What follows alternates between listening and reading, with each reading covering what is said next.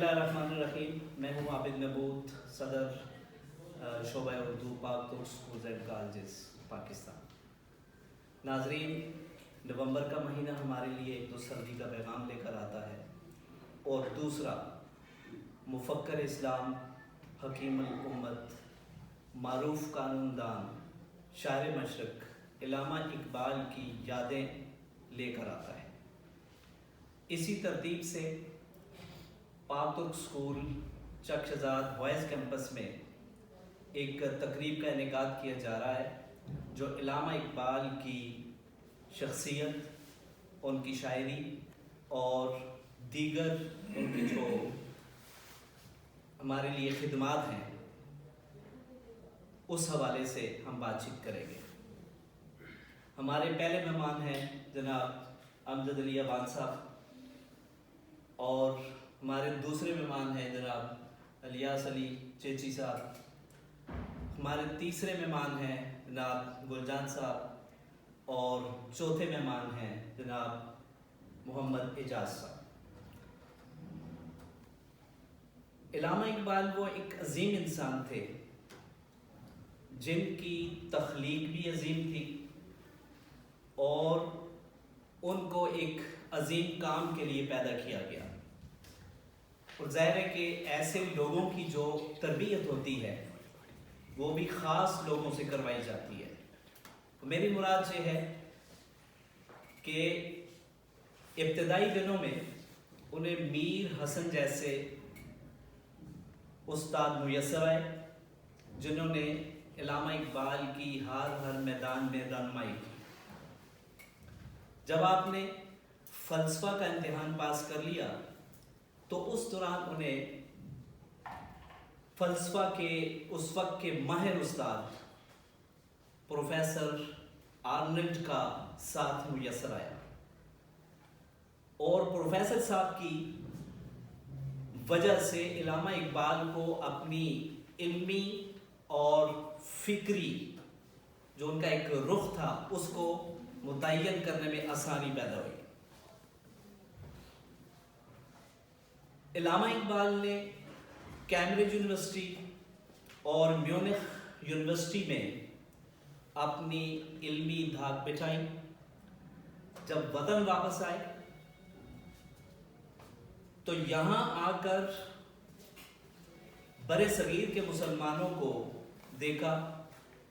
مایوسی اور غفلت انہیں نظر آئی. ان چیزوں کو دور کرنے کے لیے علامہ محمد اقبال نے اپنی شاعری کا سہارا لیا اور وہ پیغام دیا کہ جس کو بنیاد بنا کر برِ صغیر کے مسلمانوں نے ایک الگ وطن حاصل کیا. آپ نے مردہ دلوں کو حیات نو کا نغمہ سنایا اور غلامی سے نکالنے کے لیے ایک اہم کردار ادا کیا. اور سب سے بڑی بات، انہوں نے شاعری کے ذریعے ان کے اندر ایمان اور یقین کے چراغ روشن کیے. جیسے وہ پوچھتے ہیں، کبھی اے نوجوان مسلم تدبر بھی کیا تو نے، وہ کیا گرم تھا تو جس کا ہے ایک ٹوٹا ہوا تارا، تجھے پالا ہے اس قوم نے آغوش محبت میں، کچل ڈالا تھا جس نے پاؤں میں تاجے سرے دارا. آئیے اس کو آگے بڑھاتے ہیں، اور آگے بڑھاتے ہوئے جناب امجد علی ابان صاحب سے ملتمس ہوں کہ علامہ اقبال کی جو شاعری ہے ان کو کن ادوار میں تقسیم کیا جا سکتا ہے، اس پر ذرا تبصرہ فرمائیے. بسم اللہ الرحمن الرحیم. پہلے تو میں انتہائی شکر گزار ہوں پاک ترک معارف کی انتظامیہ کا، خاص طور پہ Chak Shahzad campus principal, vice principal, اور آپ کا سر کہ آپ تشریف لائے. اور اقبال کا یہ جو نومبر کا مہینہ ہے، چونکہ یہ ماہ اقبال کے نام سے بھی منسوب ہے، اور یہ ایک بہت اچھا ایک پروگرام ہے، اور میرے خیال میں تو یہ ہر سال ہونا چاہیے، جس میں 4 دوست بیٹھ جائیں اور اقبال کی کسی شاعری کے اوپر یا کسی ادوار کے اوپر یا کسی بھی چیز کے اوپر جو ہے وہ بات کی جا سکے۔ تو آپ مبارکباد کے مستحق ہیں سر۔ علامہ اقبال کے بارے میں یہ کہا جا سکتا ہے کہ علامہ اقبال اگر پیدا نہ ہوتے تو ہو سکتا ہے اس وقت پاکستان کا وجود نہ ہوتا۔ پاکستان کو تخلیق کرنے والے، پاکستان کا خیال دینے والے، کیونکہ اقبال جو تھے وہ سمجھ چکے تھے کہ جو ہندو ہیں وہ تنگ نظر قوم ہے اور مزید ان کے ساتھ اب ہمارا گزارا نہیں ہو سکتا۔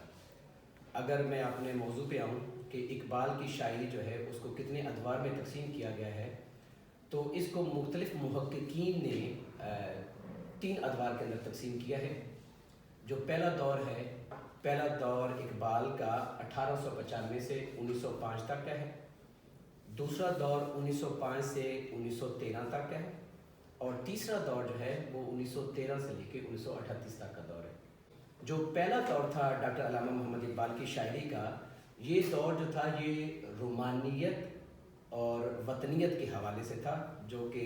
1895 سے 1905 تک کا تھا۔ اس کے اندر اقبال کی جو بانگ درا کا جو پہلا حصہ تھا وہ اس کے اندر شائع ہوتا ہے، وہ تخلیق کرتے ہیں اقبال، اور اس کی جو خوبصورت قسم کی نظمیں جو پہلے دور میں ہمارے پاس تھیں، نیا شعلہ، ترانۂ ہندی، بچے کی دعا اور گل رنگین۔ اور اقبال کہتا ہے کہ چین و عرب ہمارا، ہندوستان ہمارا، مسلم ہیں ہم، وطن ہے سارا جہاں ہمارا۔ یعنی اقبال چاہتے تھے کہ ہم مسلمان ایک قوم بن جائیں، جیسے رسول اللہ صلی اللہ علیہ وسلم کی ذات نے فرمایا، تمام دنیا کے مسلمانوں کی مثال ایک جسم کی مانند ہے، جسم کے ایک حصے میں اگر تکلیف ہوگی تو پورا جسم اس کرب کو محسوس کرے گا۔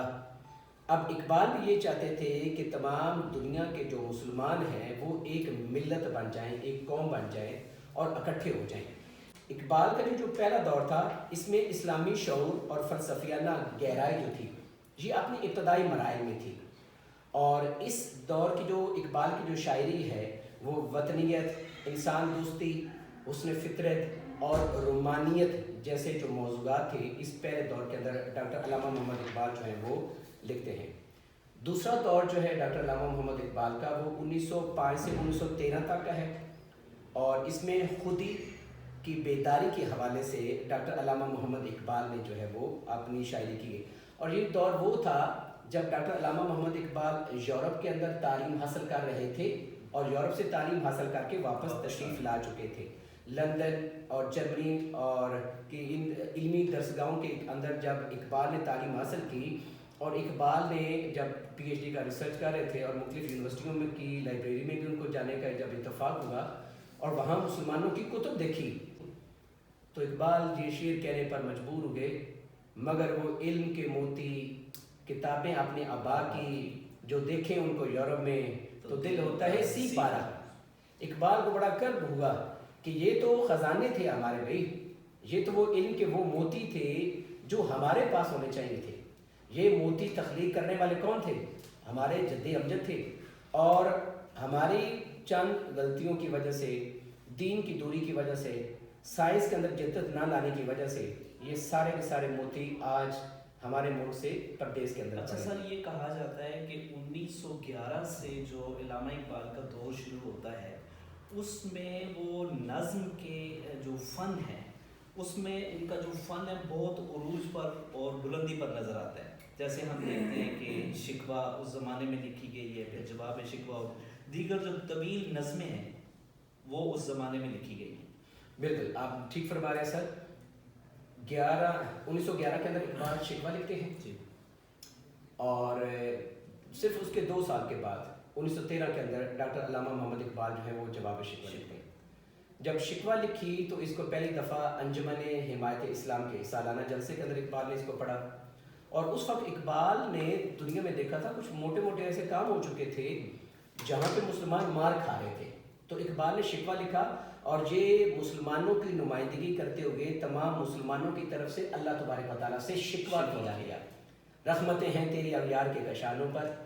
برگرتی ہے تو بیچارے مسلمانوں پر، تیرے کعبے کو جبینوں سے بسایا کس نے،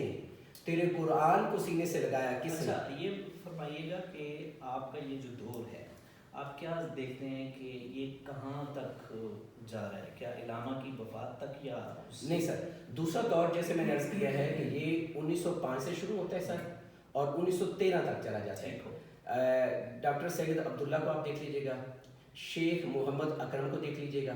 ڈاکٹر جمیل جالبی صاحب کو دیکھ لیجئے گا، تو ہمارے اکابرین جو ہیں انہوں نے جو علامہ اقبال کے یہ جو 3 ادوار ہیں ان پہ ہی، جو 3 ادوار جیسے میں نے آپ سے ذکر کیا 1835 سے 1905 ہے، 1905 سے لے کے 1913 پہ ہے اور 1913 سے لے کے 1938 تک، یہ تمام ہمارے جو اکابرین ہیں یہ اس بات پہ ہی متفق ہے کہ اقبال کے یہی 3 جو ہے نا یہ ادوار ہیں۔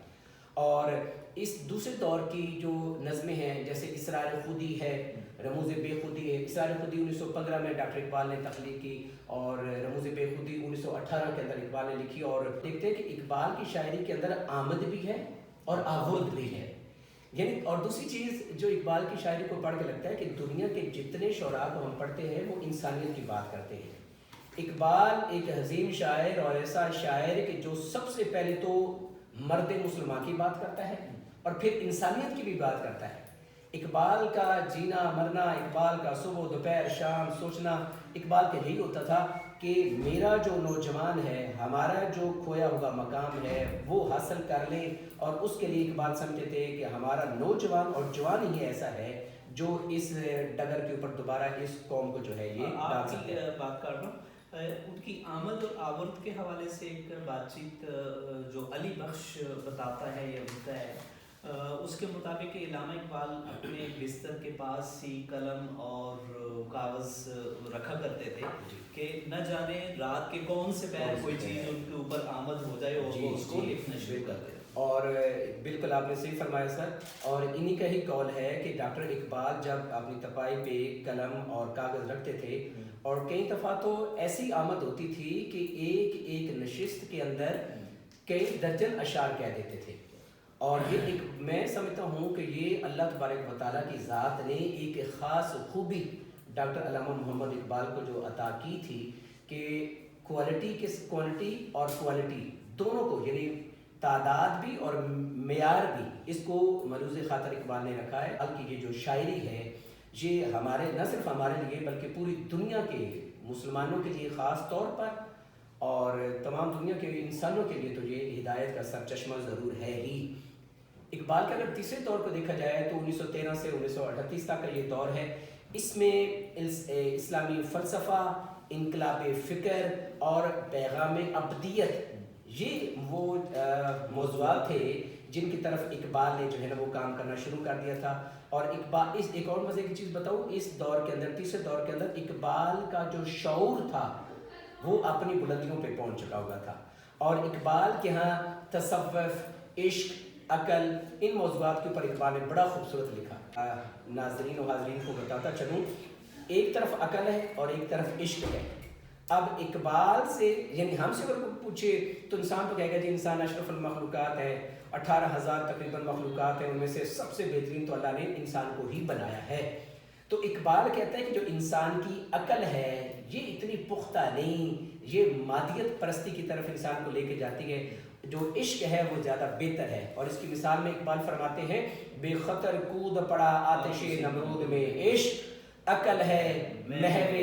تماشائے لب بام بھی، یعنی عقل تو کہہ رہے تھے کہ نمرود کی آگ میں چھلانگ لگائے گا تو کچھ نہ بچے گا، عشق کہتا تھا جس کو دکھانا تھا، جس کے لیے اپنی جان تو جس نے تجھے جان دی دے دے، آج اس کو دکھانے کا، آج اس پہ مر مٹنے کا مقام ہے، اپنی جان جان آفرین کے سپرد کرو۔ عقل مادہ پرست ہے، یہ اپنا نفع بھی دیکھتی ہے نقصان بھی دیکھتی ہے، لیکن جو عشق ہے اس کے اندر ایسی چیز نہیں ہوتی۔ دوسری ایک اور چیز اس کے اندر جو کتب تھیں جو اقبال کی شاعری کے حوالے سے جو نظمیں خاص طور پہ تھیں، پیغام مشرق، جاوید نامہ، بال جبرائیل، ارمغان حجاز، یہ وہ کچھ تصانیف تھیں جو ڈاکٹر علامہ محمد اقبال نے جو اپنے تیسرے دور میں جو 1913 سے لے کے 1938 کا دور ہے اس کے اندر ڈاکٹر علامہ محمد اقبال نے لکھی ہیں۔ اس کے اندر سر ایک اور چیز بھی ہے، یہ دور اسلامی تہذیب یعنی نشاط ثانیہ کا بھی دور سمجھا جاتا ہے۔ نشاط ثانیہ دراصل تجدید ایمان، تجدید عشق اور تجدید عمل کا نام ہے۔ شکریہ سر، آپ نے علامہ اقبال کی جو شاعری کے ادوار ہیں ان کے اوپر سیر حاصل گفتگو کی ہے۔